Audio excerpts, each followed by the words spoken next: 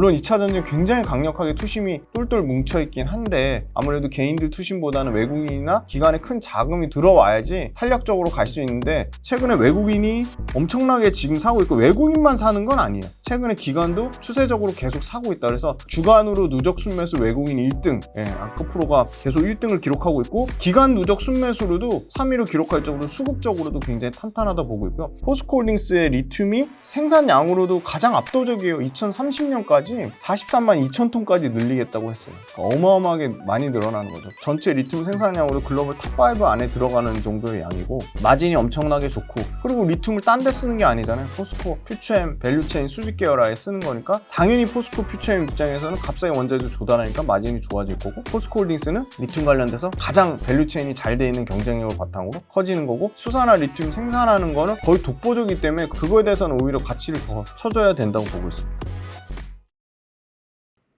네, 안녕하세요. 김지훈의 훈훈한 주식의 김지훈입니다. 본업은 전업 투자자고요. 지금 김지훈의 훈훈한 주식 유튜브 열심히 하고 있고, 2차 전지 관련된 책을 쓰고 있습니다. 김지훈의 훈훈한 주식 엄청 많이 사랑해 주셔서 진심으로 감사드립니다. 오늘도 2차 전지 관련돼서 딱 핵심 알짜 내용만 깔끔하게 좀 정리해 드리려고 나왔습니다. 전 세계적으로 지금 LFP 배터리 채택이 늘어나고 있다는 뉴스가 많이 나오고 있는 상태잖아요. 그래서 왜 이런 흐름이 나오고 있으며 국내 양극재 업체들은 어떤 영향이 갈 것으로 보시나요?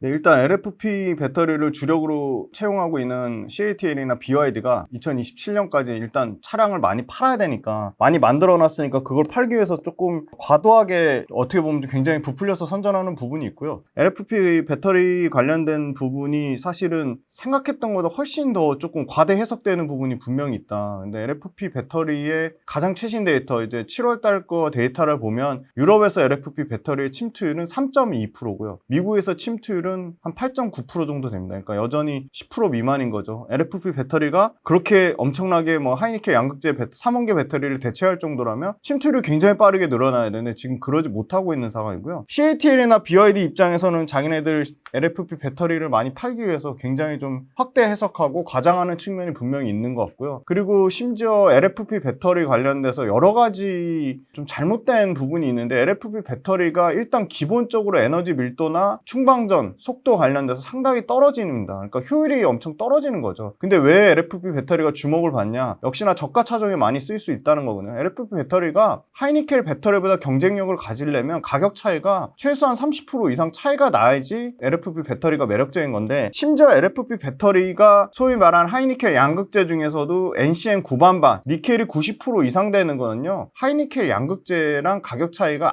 거의 안 납니다. 오히려 하이니켈 양극재 9반반이 오히려 싸고요. LFP 배터리는 우리가 지금 많이 소위 말하는 엔트리 차종에 많이 들어가는 NCM 622나 NCM 811하고 비교했을 때 약 15%에서 20% 정도가 싼 건데, 그럼 LFP 배터리의 가격이 계속 떨어질 거냐? 그건 아니라고 보고 있거든요. 최근에 캐나다에 있는, 이건 하이니켈 양극재 업체도 아니고 LFP 배터리 업체도 아닌 리튬 인산철에 들어가는 원재료죠. PPA라고 하는 리튬 인산철의 원료가 되는 정제 인산이 100% 다 전기차 리튬 인산철 배터리에 쓰이는 게 아닙니다.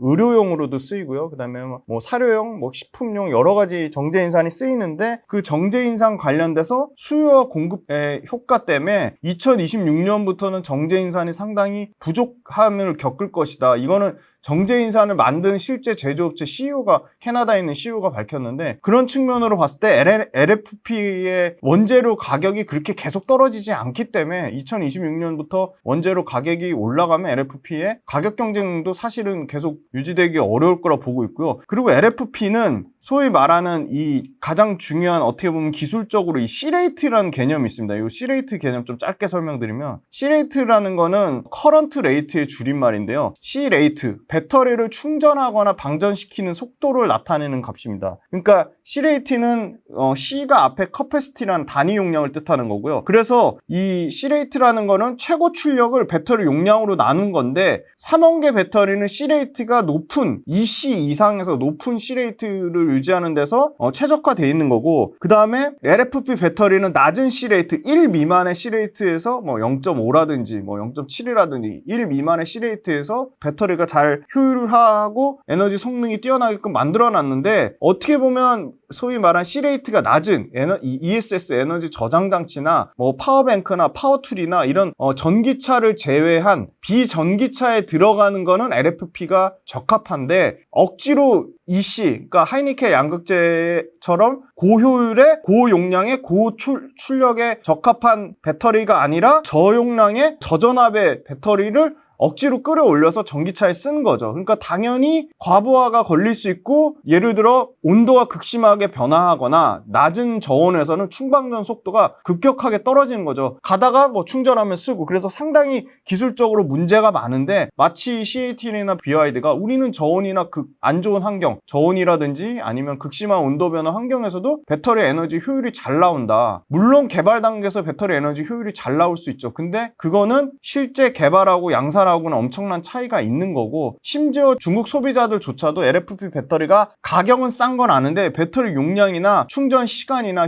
에너지 효율이 워낙 떨어지는 걸 알기 때문에 LFP 배터리를 안 쓰는 거죠. 그래서 중국 소비자들이 좋아하는 거는 LFP 배터리가 아니라 BYD, CATL이랑 용어 상박을 겨루고 있는 BYD의 블레이드 배터리를 선호해서 BYD의 블레이드 배터리를 쓰는데, 블레이드 배터리가 또 안 쌉니다. 하이니켈 양극재의 90% 정도에 해당되는 높은 가격이기 때문에, 그래서 중국에서도 안 쓰는 CATL 배터리, LFP 배터리를 사실 국내에 들어와서 싸게 적용하려고 하는 건데 좀 무리가 있다. 그래서 에너지 효율, 그 다음 충방전 속도, 지금 계속 충방전 속도에 대한 니즈는 중요한데, 사실 CAT가 실제로 개발하는 것조차도 뭐 최근에 우리는 완속 충전이 10분 만에 가능하다고 하는데, 하이니켈 양극재가 보통 완속 충전하는데 20분 걸리거든요. 근데 완충까지 10분 내로 충전할 수 있다면 전압 용량을 6배에서 7배를 끌어올려야 되는데, 그러면 당연히 LFP는 과부하가 걸려가지고 당연히 그렇게 강조하는 LFP의 안정성에 문제가 생길 수 있다. 그래서 저희가 너무 LFP의 과도한 이렇게 그거에 대해서 좀 속지 말자고 말씀드리고, 국내 업체들이 이미 다 LFP 양극재, 그 다음에 LFP 배터리를 개발하고 있고, 가장 빠르게 상용화되는 거는 아마 LG 에너지 솔루션 LFP 배터리가 ESS 에너지 저장 장치에 들어가는 게 25년 아마 한 7월 정도에 아마 애리조나에서 상용화되는 걸로 알고 있고, SK온도 인터배터리에 시제품 납품한 게 있고, 그 다음에 양극재 관련돼서도 LFP 양극재, 에코프로비엠, LNF, 포스코, 퓨처엠, 코스모 신소재, LG화학 다 잘 개발하고 있다. 그래서 너무 좀 과도하게 보고 있어서 이 LFP 관련된 거는 중국에서 굉장히 좀 확대 해석해서 노이즈로 만들어 놓은 거다. 그래서 사실은 국내 양극재 업체나 국내 배터리 셀 업체한테는 되게 막 엄청 하이니켈 양극재를 다 대체할 것처럼 이렇게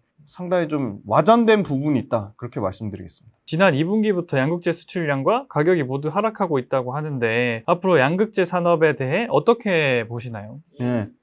맞아요. 그 가격 하락하는 거는 저희가 계속 좀 주의 깊게 지켜봐야 될 문제라고 보고 있고요. 사실은 가격이 올랐다 내려갔다 하는 변동성이 있으면 모르겠는데, 추세적으로 계속 하락하고 있다는 게 문제거든요. 지금 3개월 연속으로 계속 빠지고 있습니다. 당연히 소위 말하는 그 탄산 리튬의 가격이 5월 달에 305.5 위안을 찍고 지금 202.5 위안까지 50% 가까이 빠졌거든요. 굉장히 많이 빠졌어요. 그리고 수산화 리튬도 한 달 반 전만 해도 47,000불이었는데 지금 오늘자 요 수산화 리튬 가격 보시면 이게 3일 전 데이터거든요.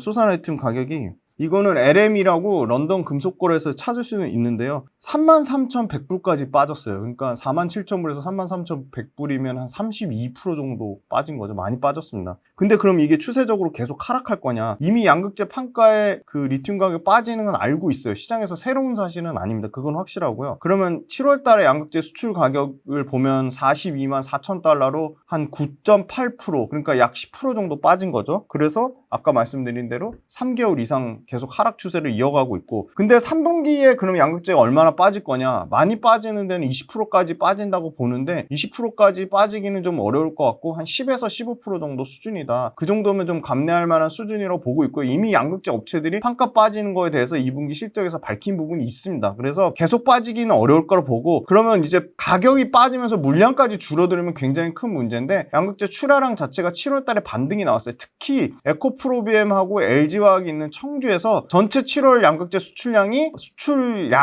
한 27,000톤, 그러니까 전월 대비 21%가 증가를 했고요. 다행히. 그다음 수출액은 11억 3천만 달러로 이건 NCA 합한 겁니다. 이게 전월 대비 10% 정도 증가했어요. 그러니까 일단은 하락세를 좀 멈춘 거죠. 수출액이나 수출량이 멈췄고요. 특히나 에코프로비엠과 LG화학이 있는 청주의 데이터를 보면 수출량이 전월 대비 37% 늘어났어요. 굉장히 좀 빠르게 회복이 되고 있다. 그래서 7월 달에 수출량 최고치를 기록했는데, 물론 8월 달, 9월 달, 10월 달 계속 데이터 체크해서 알려드릴 건데, 에코프로비엠이 실적 발표 3분기 출하량 우리는 전 분기 대비해서 최소 20% 이상 출하량 늘어날 거라고 했거든요. 충분히 가능할 거라고 보고 있고요. 그래서 출하량이 회복된 거는 긍정적이고, 그 다음에 에코프로비엠을 제외한 포항의 포스코 퓨처엠도 약 13% 정도 출하량이 늘어났고요. 대구의 LNF도 약 한 12%에서 11% 정도 좀 늘어났습니다. 그래서 출하량이 좀 회복이 되고 있다. 그러면 언제 판가가 정상화되냐? 양극재 판가 관련돼서는 좀 4분기에는 이제 정상화 좀 될 거라고 보고 있어서 3분기까지는 좀 실적 부진에 대한 리스크 요인은 계속 나올 것이라고 보고 있고요. 그 다음에 최근에 그 리튬 가격 관련돼서 그 S&E 리서치에서 2028년까지 철저하게 수요 공급에 따라서 얼마까지 빠진다고 밝혔냐면요. 이 리튬의 그가 2030년까지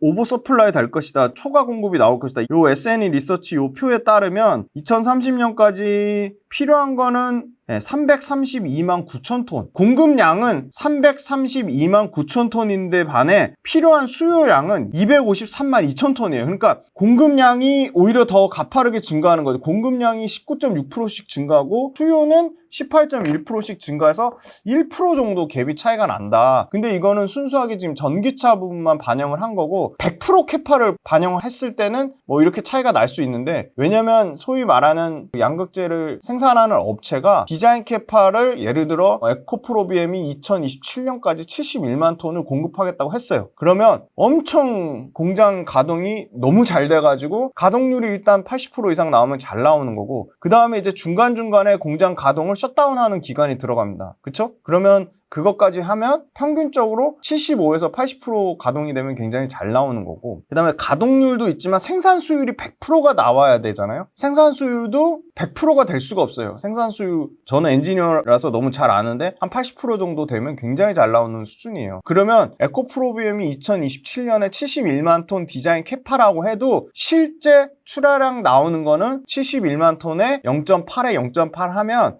이건 베스트 케이스로 잡은 건데도 71만 톤에 한 65%면 한 뭐 58만 톤? 57만 톤 정도니까 이렇게 초과 공급이 날 수가 없어요. 사실은 이거는 100% 디자인 캐파대로 100% 가동률을 감안했을 때 나오는 거니까 초과 수요 공급이 이렇게 날 수가 없다. 그리고 두 번째는 전기차에만 들어가는 게 아니죠. 계속 말씀드리지만 전기차의 최소한 40에서 50% 정도 ESS 에너지 저장 장치 시장이 엄청나게 커질 거예요. 그러면 ESS 에너지 저장 장치에 들어가는 리튬의 수요도 상당하다. 그 다음에 지금 웬만한 전기 관련된 소위 말하는 1인승 전기 바이크, 이바이크, 그 다음에 전동공구 스쿠터 다 배터리로 들어가거든요. 그 다음에 심지어 이제 국회의사당에서 이제 꼭대기에서 시범 운행한 도심항공 모빌리티 UAM도 배터리가 들어갑니다. 그리고 농기계에도 당연히 배터리가 들어가요. 각종 건설기계에도 다 배터리가 들어갑니다. 또 뭐 있죠? 전기 선박 있죠. 심지어 전기 항공 이제 나올 거고. 그래서 그러면 엄청나게 수요가 늘어날 건데, 칠레 동나이라고 리튬 분석하는 데서 2027년까지는 리튬이 5만 불 정도 유지할 거다, 그렇게 보고 있거든요. 그래서 아마 저가의 탄산 리튬 재고가 굉장히 빠르게 소진되고, 소위 말하는 막 우후죽순으로 생겨난 중국의 10위권, 20위권, 30위권 로컬 업체들의 아주 값싼 탄산 리튬이 소진되면 당연히 탄산 리튬하고 수산화 리튬이 연동되는 건 맞는데, 우리가 쓰는 하이니켈 양극재 수산화 리튬은 당연히 조금 차별화된 모습을 보일 수밖에 없다. 그래서 리튬은 4분기에는 회복이 될 건데 계속 매월 탄산 리튬 가격이랑 그 다음에 수산화 리튬 가격을 체크해 봐야 되고, 이 수요 공급에 따라 다른 건데, 이 S&E 리서치에 이렇게 1% 넘게 1.5% 넘게 초과 공급 때문에 리튬 가격이 엄청나게 빠질 것이다. 뭐 3만 불도 안 될 것이다.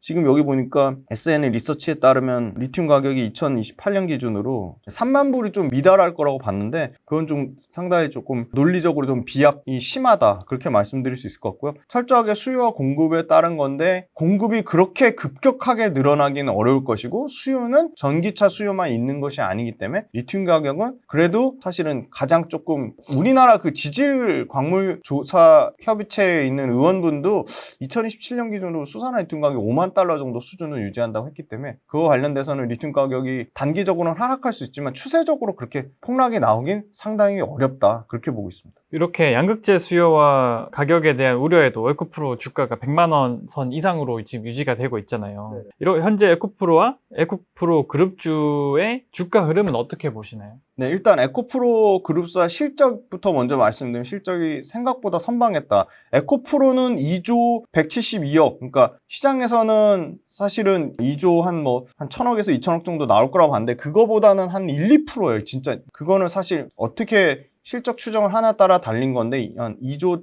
172억 정도가 나왔고 영업이익률 8.4%니까 굉장히 선방했다 보고 있고요. 그 다음에 에코프로 BM은 1조 9,062억에 영업이익률 6% 나왔는데 영업이익 6% 회복된 게 저는 좀 의미가 있다고 보고 있어요. 물론 매출은 5% 정도 빠지는 수준이고요. 이 표 보여주실 건데요. 에코프로 HN 같은 경우는 매출은 5% 빠졌고 영업이익 0.4%. 그래서 영업이익률이 그래도 여전히 20%대를 유지하고 있다는 거고요. 전구체를 만드는 에코프로 머티리얼즈가 매출 23% 증가해서 나왔고요. 영업이익률이 많이 줄었어요. 영업이익률이 2.5%인데 에코프로 머티리얼즈도 연간으로는 영업이익 6% 정도 때까지 회복이 될 거라고 보고 있고요. 수산화 리튬을 탄산 리튬을 가져와서 수산화 리튬을 가공하는 에코프로 이노베이션이 매출은 1.1% 그러니까 거의 전월 대비해서 거의 안 빠진 정도 수준을 기록했고요. 영업이익이 줄진 않았네요. 영업이익은 줄지 않았는데 영업이익률이 3% 정도 빠졌는데 그래도 26%면 굉장히 견조한 영업이익률을 기록했고요. 에코프로 CNG, 폐배터리 리사이클링을 하는 에코프로 CNG 같은 경우는 영업이익률이 오히려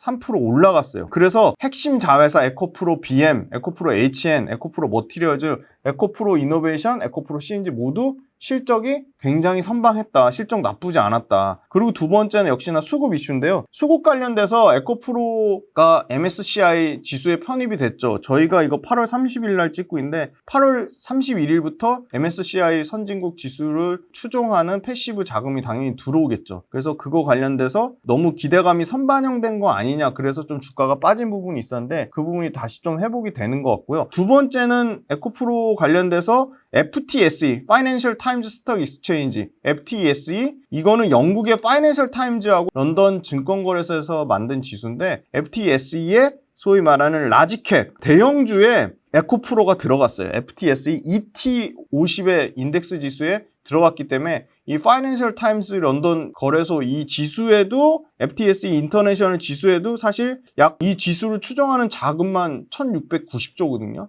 그 중에 메리츠에서 밝힌 게 한 5천억 정도, 그러니까 5천억 최소 이상은 들어오면 이것도 9월 달부터 들어오거든요. 아까 MSCI 모건 스탠리 캐피탈 인덱스 지수는 8월 30일 내일부터 들어오고, 그러니까 양쪽에서 지수가 들어오는 그러니까 양쪽 MSCI 지수나 FTSE 지수 양쪽에서 사실 수급적으로 굉장히 좋은 호재가 있다. 그래서 그 보면 단기적으로 반영해서 주가 한번 굉장히 슈팅이 나왔다가 최근에 조정은 나오고 있지만 안 빠지는 이유가 이 패시브 자금에 대한 계속 기대감을 갖고 있고요. 개인들이 에코프로 파는 동안에 사실은 지금 에코프로 수급 보시면 외국인하고 기관의 수급이 굉장히 좋다. 최근 상황이 지금 완전 바뀌어서 오히려 에코프로는 오늘도 지금 2.2% 올라서 124만 8천원을 유지했는데요. 최근에 외국인이 엄청나게 지금 사고 있고 외국인만 사는 건 아니에요. 최근에 기관도 추세적으로 계속 사고 있다. 그래서 주간으로 누적 순매수 외국인 1등, 에코프로가 계속 1등을 기록하고 있고 기간 누적 순매수로도 3위로 기록할 정도로 수급적으로도 굉장히 탄탄하다 보고 있고요. 세 번째 이슈는 에코프로 머티리얼즈 상장 안 되는 거 아니야. 그래서 전구체를 만드는 에코프로 머티리얼즈 실질 심사 요건 충족하는 게 45일 일단 넘었거든요. 근데 상장이 안 될 거라고 보지 않는 이유가 무조건 회장 구속됐다고 상장 안 시키는 건 아니다. 야, 너네 내부 통제 시스템이랑 투자자 보호 장치 제대로 갖췄는지 확인되면 상장시킬 거라고 했거든요. 그래서 에코프로 그룹 측에서 우리는 이사회 중심으로 경영 투명성 강화하고 그 다음에 컴플라이언스 준수하는 내부 통제 시스템 강화하겠다고 했거든요. 심지어 송호준 대표가 임원들한테 자서주 매각 자제하라고까지 얘기를 했고요. 그리고 워낙 에코프로 머티리얼즈가 상징적인 의미가 있는 게 지금 양극재 가장 앞단인 중간 물질, 전구체를 전부 중국이랑 합작하는 형태로 쓰는데 에코프로 머티리얼즈가 노이즈가 유일하게 국내에서 이 전구체를 국내에 양산하기 때문에 굉장히 이 국내 전구체 자급률 확대 측면에서도 에코프로 머티리얼즈가 중요하고 산업계 전반적으로 에코프로 머티리얼즈 통해 전구체를 국산화하려고 하고 있기 때문에 이거 관련돼서 사실은 굉장히 증권거래소 측면에서 이 부분을 인정해줘야 된다. 산업계에서도 상당히 에코프로 머티리얼즈의 하이니켈 전구체 기술 노하우랑 양산 경험에 대해서 높은 점수를 주고 있기 때문에 이게 에코프로 머티리얼즈가 굉장히 크거든요. 지금 최소 3조에서 최대 5조까지 예상을 하고 있기 때문에 IPO 규모가 그래서 하반기에 이게 반드시 조금 국내 전구체 산업의 이 대중국 의존도를 낮춰야 되기 때문에 이거 관련돼서 노이즈가 있었어요. 근데 크게 지금 거래소에서는 사실 회장 구속됐다고 이거를 무조건 반대하기는 좀 어려운 상황이라서 이게 이슈가 있는데 에코프로 머티리얼즈 만약에 상장되면 당연히 에코프로나 에코프로 BM 측면에서는 굉장히 좋은 이슈라고 보고 있습니다. 최근에 2차전지 관련주 환하게 베팅한 ETF가 출시됐잖아요. 그래서 2차전지 인버스 ETF가 시장에 어떤 영향을 주리라 보시나요?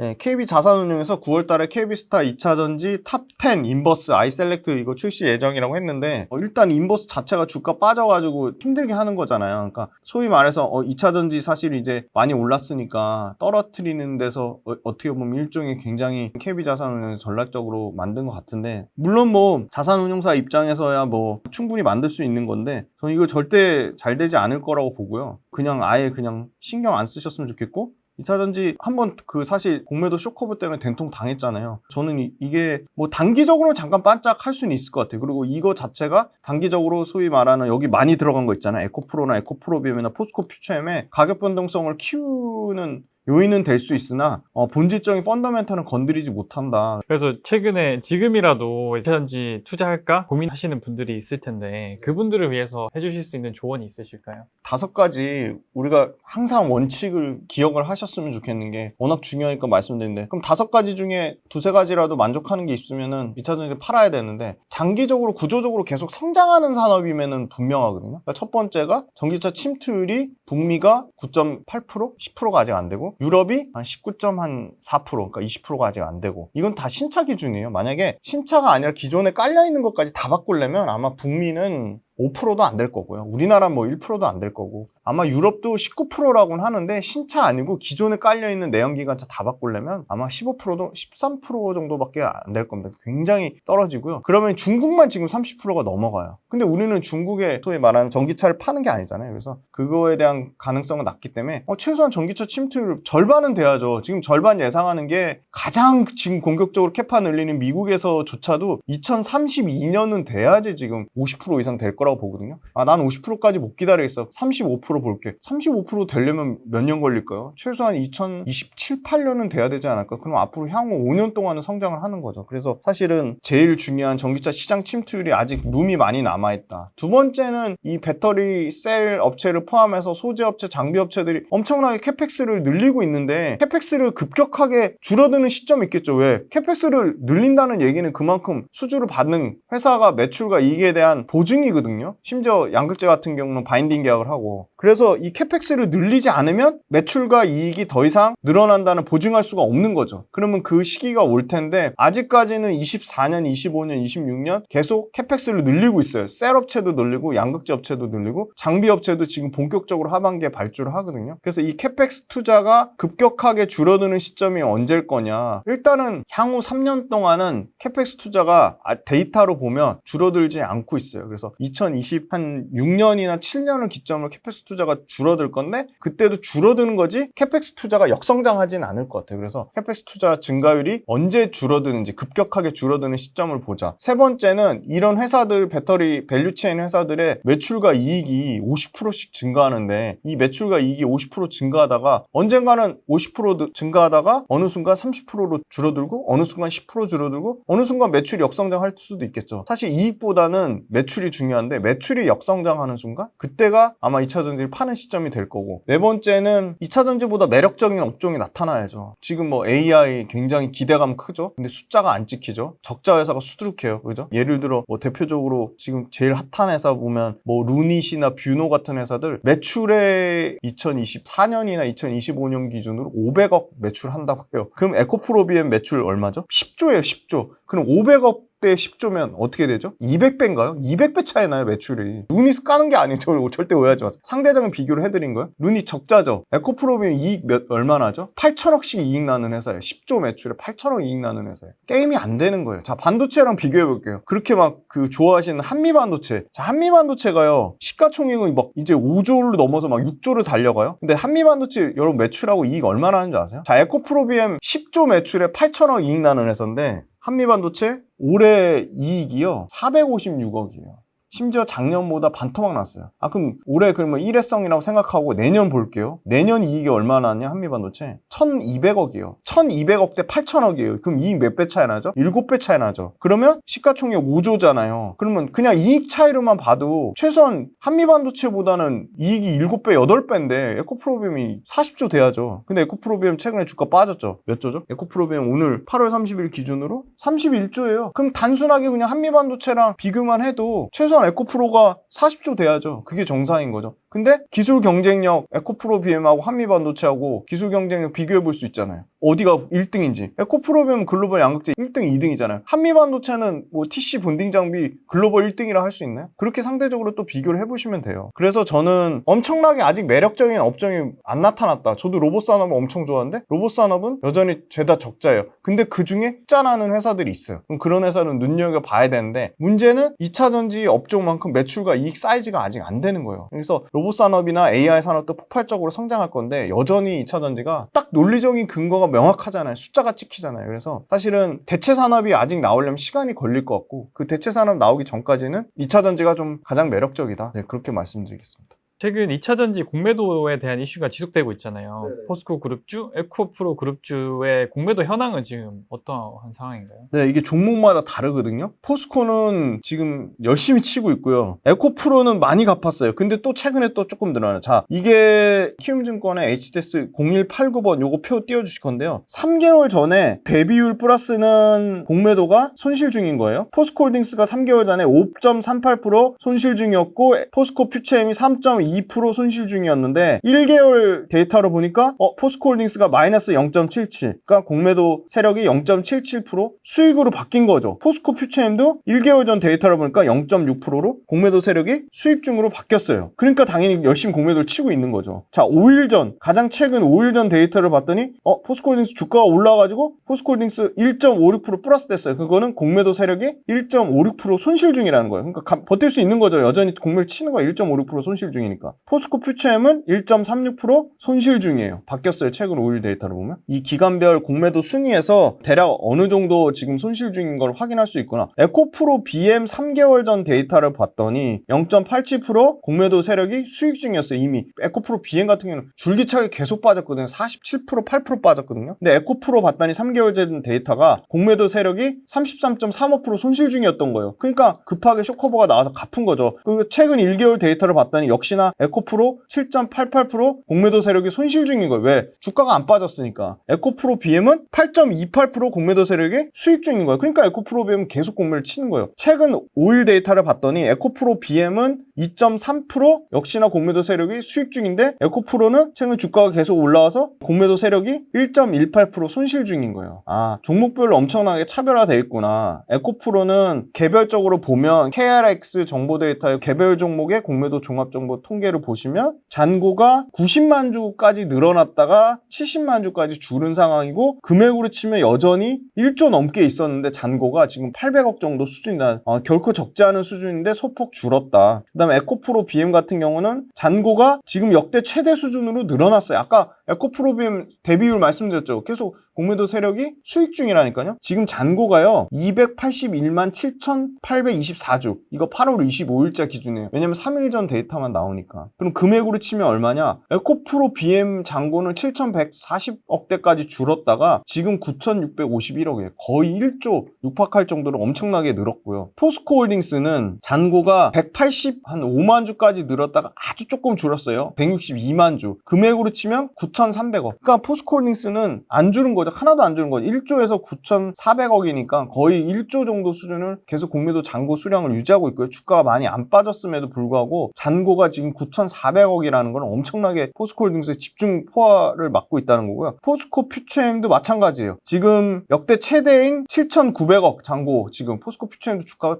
덜 빠졌거든요. 근데 잔고로 치면 원래 150만 주 미만이었는데 172만 주까지 늘어났고요. 잔고 금액으로 치면 거의 8천억이에요. 원래 포스코 퓨처엠도 많을 때가 한 6천억대 초중반이었는데 지금 7,900억, 거의 8천억이에요. 그러니까 여전히 에코프로만 조금 줄었고, 에코프로 BM, 포스코홀딩스, 포스코 퓨처엠 공매도 수량이나 잔고가 엄청나게 늘었고, 공매도 세력이 심지어 최근 한 달, 최근 일주일 모두 수익 중이다. 네, 그렇게 말씀드리겠습니다. 최근에 2차전지가 많이 곽강을 받으면서 빚내어 투자하시는 분들이 좀 많은 것 같아요. 그래서 신용거래가 최근 2차전지에서 늘고 있는데요. 이는 시장에 어떤 영향을 줄 수 있을까요? 매물이 쏟아져 나올 수 있는 거니까 상당히 수급에 부담이 되는 거고요. 좋지 않은 현상이라고 보고 있어요. 왜냐면 결국은 주가를 물론 개인들의 똘똘 뭉친 투심으로 인해서 올릴 수도 있지만, 개인들의 투심 못지않게 사실 기관의 힘이 많이 약해지긴 했지만, 물론 2차 전지는 굉장히 강력하게 투심이 똘똘 뭉쳐있긴 한데, 그럼에도 불구하고 일반적인 논리로 보면 아무래도 개인들 투심보다는 외국인이나 기관의 큰 자금이 들어와야지 탄력적으로 갈 수 있는데, 이렇게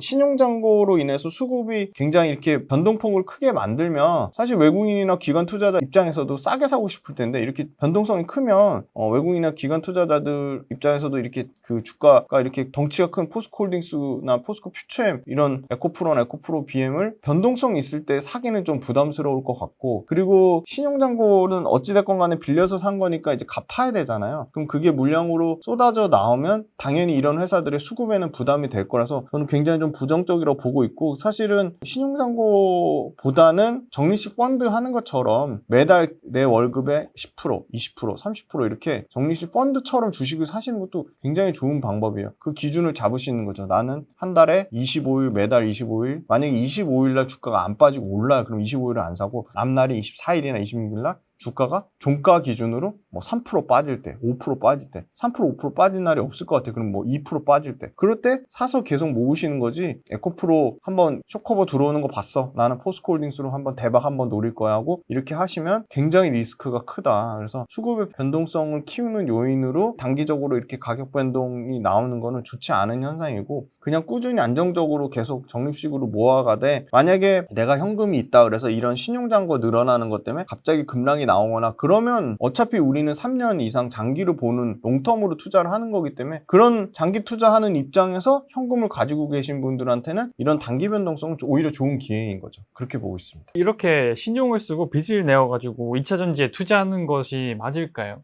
굉장히 잘못된 방법이죠. 그래서 아까 말씀드린 내가 여유 자금을 엄청 쪼개서 뭐 최소한 100%를 나는 포스코홀딩스를 담고 싶은데 뭐 15% 아니면 20% 아니면 그건 너무 귀찮다 그러면 최소한 3분의 1이나 4분의 1로라도 나눠서 주가가 종가 기준으로 이렇게 빠질 때마다 조금씩 분할로 매수하는 거고, 신용을 절대 쓰시면 안 되는 거죠. 신용 쓰다가 패가 망신하고 영원히 주식시장에서 재기를 못 하실 수도 있습니다. 지금 코스피 시가총액 4위를 기록했잖아요. 그래서 2차전지 사업으로 제3의 도약기를 맞았다는 의견도 있는데, 제3의 도약기라고 보는 이유는 무엇인지. 일단 그 포스코홀딩스가 그 리튬을 생산하는데, 에코프로랑 다르게 에코프로는 탄산 리튬을 싸게 들어와서 수산 리튬으로 가공하는 거고, 포스코홀딩스는 직접 리튬을 생산하잖아요. 그러니까 리튬을 직접 생산하면 아르헨티나 염호에서 생산하는 거는 에비타 마진이 EV 에비타 들어보셨죠? 감가상각전 영업이익. 그러니까 뭐 법인세나 뭐 이자나 이런 비용을 차감하기 전, 감가상각하기 전 영업이익이니까 이 에비타 마진 기준으로 60%가 넘어, 65%가 넘을 거라고 보고 있고, 심지어 호주에서 스포드민으로 통해서 광석 리튬으로 얻는 마진도 최소한 30%가 넘으니까 마진 자체가 그냥 게임이 안 되는 거예요. 일반 양극재 마진 최고 잘 나오면 아까 LG화학이 8.3%가 최고 잘 나오는 건데, 그거에 6배, 7배 마진 나오는 거니까 엄청나게 마진이 좋으니까 당연히 포스코홀딩스 자체가 지금 철강 마진 몇 나오죠? 철강이 5.8% 나오면 엄청 잘 나오는 거거든요. 그럼 그거에 10배 마진이 나오는 건데 완전 회사가 구조적으로 달라지는 거죠. 그리고 포스코홀딩스의 소위 말하는 리튬 생산하는 게 지금 우리나라 포스코 포스코홀딩스밖에 없잖아요. 물론 뭐 미래나노텍도 한다고 하고 이녹스 그룹도 한다고 하는데 규모의 경제 자체가 게임이 안 되는 거고, 포스코홀딩스의 리튬이 생산량으로도 가장 압도적이에요. 2030년까지 원래 작년에 포스코 밸류데이에서 밝힌 거는 32만 톤이었는데 지금 43만 2천 톤까지 늘리겠다고 했어요. 그러니까 어마어마하게 많이 늘어나는 거죠. 근데 이거를 리튬 가격은 포스코 그룹에서 엄청 보수적으로 잡아서 한 32,600불 정도 리튬 가격 잡았는데, 그래서 아마 매출이 아마 13조 5천억 이상 나온다고 본 것 같아요. 근데 리튬 생산량 자체로도 43만 톤이면 어마어마한 양이고요. 당연히 전체 리튬 생산량으로 글로벌 탑5 안에 들어가는 정도의 양이고, 마진이 엄청나게 좋고, 그리고 리튬을 딴 데 쓰는 게 아니잖아요. 포스코 퓨처엠 밸류체인 수직 계열화에 쓰는 거니까 당연히 포스코 퓨처엠 입장에서는 값싸게 원자재 조달하니까 마진이 좋아질 거고, 포스코홀딩스는 리튬 관련돼서 가장 밸류체인이 잘 돼 있는 경쟁력을 바탕으로 커지는 거고, 그 포스코홀딩스가 소위 말하는 수직 계열화가 에코프로 그룹이나 LG그룹만큼 잘 돼 있으니까, 어떻게 보면 그거보다 더 우위에 있으니까 그거에 대해서 밸류에이션을 더 쳐줘야 되는 거죠. 마진이 그렇게 많이 남는데, 철강 마진 나는 거가 지금 5% 6% 나오는데 지금 거기 그 밸류밖에 못 받고 있잖아요. 그래서 밸류에이션이 완전 탈바꿈이 돼야 되고, 지금 수산화 리튬 생산하는 거는 거의 독보적이기 때문에 그거에 대해서는 오히려 가치를 더 쳐줘야 된다고 보고 있습니다. 그렇다면은 2차전지 산업 장비주들의 현황과 전망은 어떠한가요? 장비주가 그 수주 한번 나가면 일회성으로 끝나는 거 아니야. 그래서 소재주 같은 거는 계속 반복적으로 지속적으로 나가는데, 이제 장비주는 한번 장비 나가서 세팅하면 끝나는 거 아니야. 그래서 굉장히 밸류에이션을 많이 깎는데, 사실 장비주가 상반기에 나갔을 물량이 하반기로 이연됐어요. 그래서 아마 24년, 25년, 26년에 북미하고 유럽에서 세팅되는 게 사실은 상반기에 나갔었어야 되는데 못 나갔거든요. 그래서 상반기에 나가는 장비 물량이 하반기에 좀 쏟아져 나올 거라고 보고 있고, 지금 수주 잔고로 보면 알 수 있는데 PNT가 지금 1조 7천억, 거의 2조 가까이 수주 잔고가 쌓여 있고요. 이게 순차적으로 반영이 될 거고, 하나기술이 지금 6월달 2분기 기준으로 3,300억인데 최근에 2천억짜리 또 수주 받아서 한 5천억 정도 수주 잔고가 쌓여 있고, 그다음 DNT가 지금 2,400억 정도 수주가 잔고가 되어 있거든요. 이게 순차적으로 매출이 반영될 거고, 장비주는 12개월에서 최대 24개월 정도 갭이 있으니까 미리 선발주가 나가야 돼요.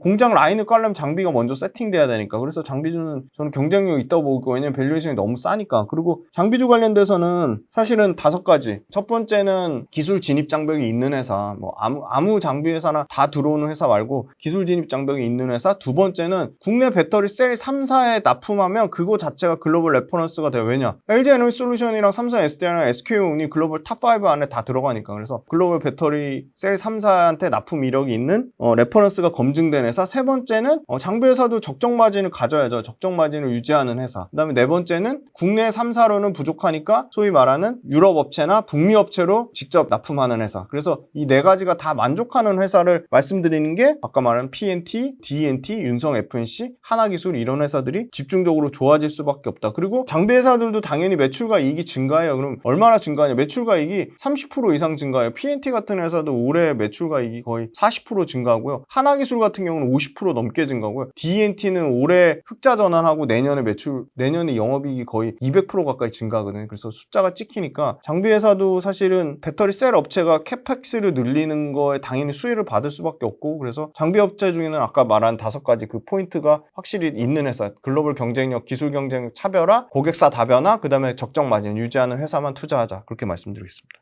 2차전지에 투자하고 싶으신 분들이나 투자하고 계신 분들의 마음가짐은 어떻게 가져가면 좋을까요? 네, 그 2차전지 관련돼서 노이즈가 많으면 많아질수록 그 속에는 오히려 기회가 있다고 보고 있고요. 그 다음에 2차전지 관련돼서는 좀 진짜 중장기적으로 긴 호흡으로 투자를 하시는 거기 때문에 너무 단기적인 가격 변동에 일희일비하지 마시고, 그리고 2차전지 관련돼서 예를 들어 키워드를 양극재, 음극재, 아니면 뭐 장비, 아니면 뭐 출하량, 아니면 가격, 리튬 가격, 이렇게 다양한 키워드를 넣어서 검색을 해보시고, 그렇게 해서 그거를 본인만의 노트, 정리 노트에 기록을 해두시고, 그리고 제일 중요한 거는 전기차가 잘 팔려야죠. 그러면 최소한 전기차에 어떤 모델이 들어가는지는 알고 계셔야 돼요.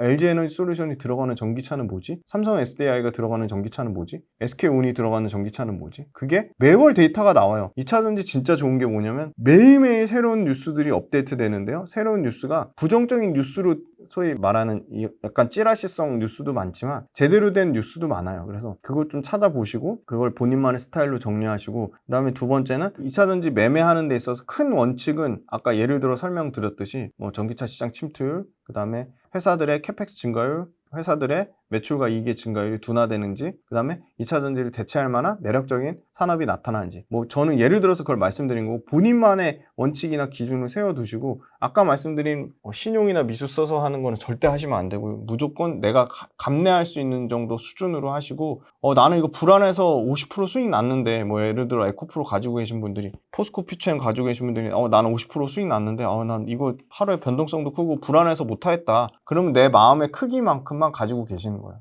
그래서 2차전지 관련돼서는 진짜 긴 호흡으로 보시고 계속 매일매일 이슈 체크하시고, 2차전지 공부하는 거 재밌잖아요. 진짜 국뽕 차오를 만큼 우리나라 반도체를 제낄 산업이거든요. 이게 지금 반도체가 한 200, 메모리 기준으로 한 250조고 지금 2030년까지 840조까지 커질 거거든요. 그러면 메모리 반도체 거의 3배 넘는 시장으로 커질 거예요. 그러니까 진짜 롱텀으로 길게 보시고 2차전지 관련된 기업들이 더 성장하도록 많은 투자나 관심이나 경력 아끼지 말아주시고, 그리고 꼭 말씀드리고 싶은 거는 양극재를 투자하시는 분들은 양극재만 보지 마시고요. 장비 회사도 보고, 그러니까 양극재 투자한 거를 자금을 빼서 장비 회사로 갈아타라는 얘기가 아니고요. 양극재를 하시면 이 양극재 관련된 밸류체인에 들어가는 장비 회사들이 수주가 전년 동기보다 조금 더 증가했구나.